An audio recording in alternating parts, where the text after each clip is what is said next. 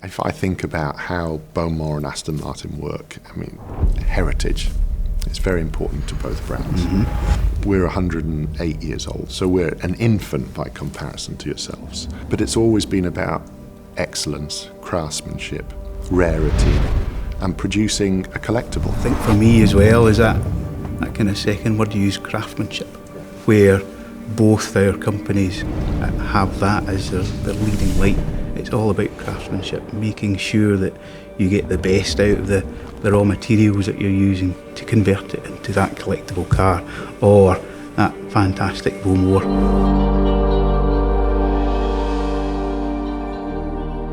My aim was to try and recreate that experience you have in an Aston Martin car.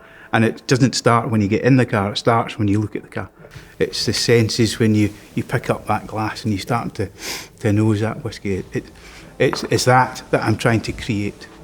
And it was the feeling you get when you're in that kind of car and that feeling of power when you're driving, which is what we're also trying to recreate when you start tasting the whiskey. Yeah, and I remember those conversations about how do we define the power of a whiskey and the power of a car. And of course, you can, because there's an impact, there's an initial taste, there's an ambient, there's the second taste. And I learnt so much from yourself as we combined to create this about how just the subtlety of change can really influence the first hint of taste and the aftertaste that you have in the palate and how your palate develops.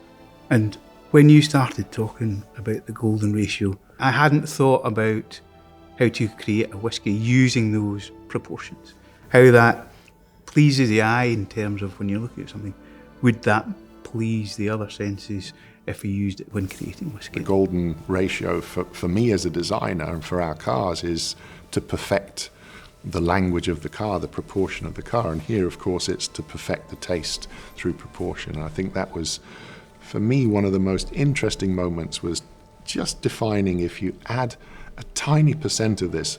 Initially, I thought, I'm not going to taste the difference.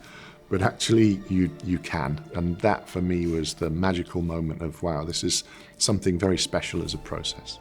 I think when we were creating this whiskey, we had a base which everybody loved. It was, sherry matured, 21 years old, and you had those sherry notes, but there was also a bit of leather in there and some tobacco.